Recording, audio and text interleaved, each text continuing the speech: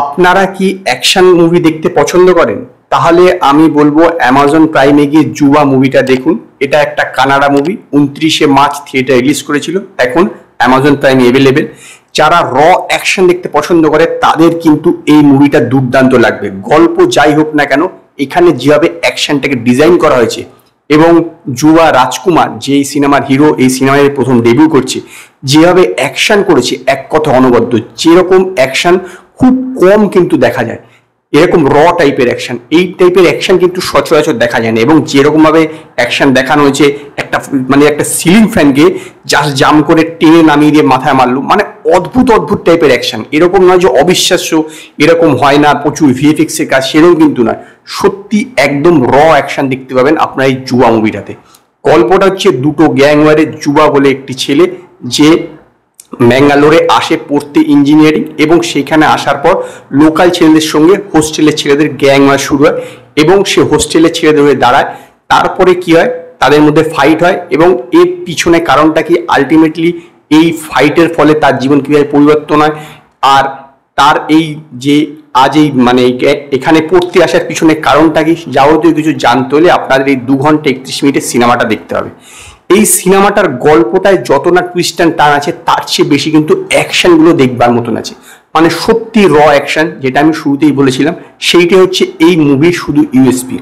অভিনয়ের কথা যদি বলে থাকেন, তাহলে এই যুবা রাজকুমার যে এর মাধ্যমে ডেবিউ করেছে, সে কিন্তু অ্যাকশন সিনে সত্যি অনবদ্য, কিন্তু ইমোশনাল সিনে একবারেই অত্যন্ত খারাপ। মানে তার ইমোশন সিনে তাকে চোখ পাতে দেওয়ার মতন না, এইরকম লেভেলে ইমোশন। এবং তার ইমোশনাল সিন করতেই পারছে না এরকম মনে হবে। তার ডায়লগ ডেলিভারি বা অন্যান্য কিছুতে ইমোশনাল সিন একদমই ভালো না, শুধুমাত্র দাঁড়িয়ে অ্যাকশন করছে আর ডায়লগ বলছে, এটাই ঠিক আছে। বাকি অন্যান্য যারা স্টার কাস্ট আছে তারা মোটামুটি ঠিকঠাকই আছে, এরকম না বিশেষ কিছু একটা এক্সট্রাঅর্ডিনারি কেউ অ্যাক্টিং করেছে। এবং এই যে অ্যাকশন সিনটাতে কিন্তু বিজিএমটা খুব দুর্দান্ত, যার জন্য অ্যাকশন সিনটা আরো বেটার লেগেছে। অ্যাকচুয়ালি কি জানেন তো, এই স্টোরিটা খুব সিম্পল ওতে দেখানো হয়েছে, এবং অ্যাকশনটাও কিন্তু খুব অদ্ভুত রকম সিম্পল ভাবে দেখানো হয়েছে। মানে এরকম না যে অ্যাকশন হবে তার আগে একটা বিল্ড আপ দেওয়া হচ্ছে, এই হচ্ছে সেই হচ্ছে, এইরকম কিন্তু কোনো নেই।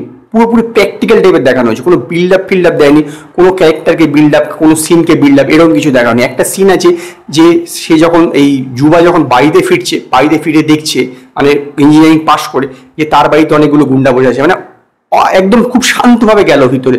সিনটা কেমন ভাবে প্রেজেন্ট করা হয়েছে, মনে হবে না যে এবার অ্যাকশন হবে, মনে হবে যে আরে কি হলো ব্যাপারটা, এখানে বোধহয় সবাই মারা গিয়েছে, এরকম একটা দেশ, চারিপাশে লোক দাঁড়িয়ে রয়েছে, মনে হচ্ছে না মারা গেছে, তারপরে অ্যাকশনটা হচ্ছে। অ্যাকশন সত্যি অনবদ্য, কিন্তু বাকি এই সিনেমাতে বাকি সেরকম কিছু নেই, টুইস্ট অ্যান্ড টার্ন সেরকম কিছু নেই। যারা অ্যাকশন সিনেমা মুভি দেখতে পছন্দ করেন, আমি রেকমেন্ডেড করবো একবার এই যুবা মুভিটা, কানাডা মুভিটা, সেটা দেখুন। এটা হিন্দিটা অ্যাভেলেবেল, হিন্দিতেও আপনারা দেখতে পারেন।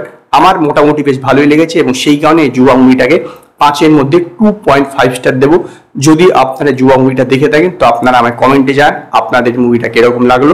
যদি আপনাদের ভিডিওটি পছন্দ হয়, ভিডিওটিকে লাইক করুন, কমেন্ট করুন, শেয়ার করুন, আর নতুন আপডেটের জন্য আমার চ্যানেলকে সাবস্ক্রাইব করুন।